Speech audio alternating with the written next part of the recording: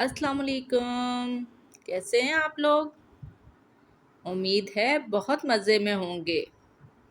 चलें जी, आपकी खुशी में और इजाफ़ा करते हैं। आज मैं मुल्ला नसीरुद्दीन का एक और किस्सा लेकर आई हूँ। चलिए चल के सुनते हैं। मुल्ला नसीरुद्दीन के पड़ोस में एक मालदार यहूदी रहता था, जो इतना कंजूस था कि कभी किसी गरीब और मोहताज को एक पैसा भी नहीं देता था। मुल्ला ने कई मर्तबा उसे समझाया कि खुदा ने तुम्हें दौलत अता की है, उसे गरीब और मुफलिस लोगों पर खर्च किया करो, लेकिन उसने मुल्ला की कोई नसीहत न सुनी। आखिर मुल्ला नसीरुद्दीन ने उसे सज़ा देने के लिए एक तरकीब सोची। एक रोज़ सुबह सवेरे वो नमाज पढ़कर ज़ोर ज़ोर से दुआ मांगने लगे। या अल्लाह, अगर तू मुझे 1000 अशरफियों की थैली भेज दे तो मैं उसे मोहताजों पर सर्फ कर दूँ, लेकिन अगर उसमें से एक अशरफी भी कम हुई तो हरगिज़ कबूल ना करूँगा। यहूदी ने ये दुआ सुनी तो सोचा कि मुल्ला बड़ा ईमानदार बनता है, इसकी ईमानदारी आसमानी चाहिए।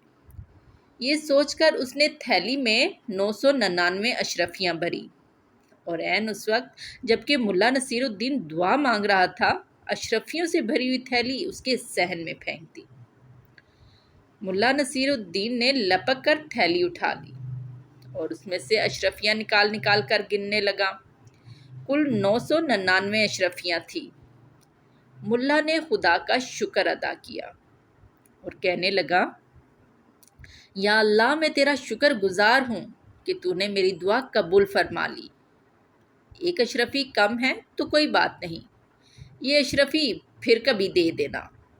यहूदी ने जब मुल्ला नसीरुद्दीन के ये अल्फाज सुने तो सख्त परेशान हुआ और दिल में कहने लगा कि ये मुल्ला तो बहुत चालाक है, इसने धोखे से मेरी अशरफियाँ हथिया ली।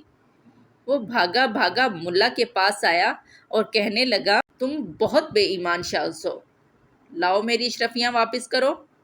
तुमने तो कहा था कि 1000 में से एक अशरफी भी कम हुई तो वापस कर दूंगा, लेकिन अब तुम 999 अशरफियाँ कबूल करने पर तैयार हो। मुल्ला नसीरुद्दीन गुस्से से कहने लगे, तुम कौन होते हो मुझसे अशरफियाँ मांगने वाले? ये तो मेरे खुदा ने मुझे भेजी हैं, जाओ अपना काम करो। यहूदी सीधा काजी की अदालत में गया और मुल्ला के खिलाफ मुकदमा दायर कर दिया। काजी साहब ने यहूदी को हुक्म दिया कि मुल्ला नसीरुद्दीन को बुला कर लाओ, हम अभी फैसला कर देंगे। यहूदी ने मुल्ला नसीरुद्दीन के पास आकर कहा, चलो तुम्हें काजी साहब बुलाते हैं। मुल्ला ने जवाब दिया, तुम देख रहे हो कि मेरा लिबास फटा पुराना है, मैं इस शर्त पर जाने के लिए तैयार हूँ कि तुम मुझे अच्छे अच्छे कपड़े ला कर दो।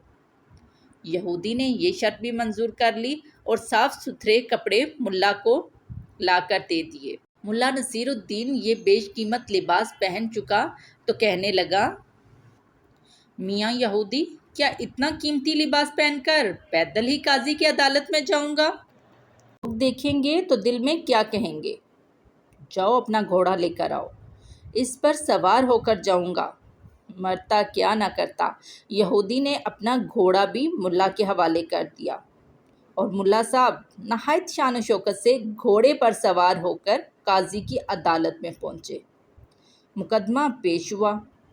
काजी साहब ने दोनों को गौर से देखा। मुल्ला नसीरुद्दीन का कीमती लिबास और सवारी का घोड़ा भी उन्होंने देखा और यहूदी का लिबास भी, और ये भी महसूस किया कि वो पैदल आया है। यहूदी ने जब सारा किस्सा सुनाया तो काजी साहब ने मुल्ला नसीरुद्दीन से पूछा, मुल्ला साहब, तुम इसके इल्ज़ाम का क्या जवाब देते हो? मुल्ला ने जवाब दिया, हजूर, ये यहूदी मेरा पड़ोसी है और बड़ा झूठा शख्स है। अभी तो ये कहता है कि मैंने इसकी 999 अशरफियाँ हथिया ली हैं, और कुछ देर के बाद कहेगा कि ये लिबास जो मैंने पहना हुआ है वो भी इसी का है। ये सुनते ही यहूदी चिल्ला उठा, हाँ जनाब, ये लिबास भी मेरा है, मैंने इसे पहनने के लिए दिया था।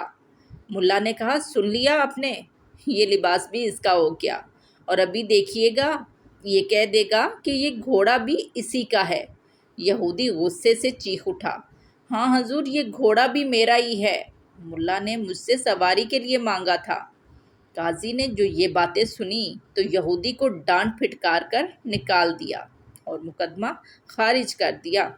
یہودی روتا پیٹتا ملا نصیر الدین کے گھر پہنچا اور اس کی بڑی منت سماجت کی۔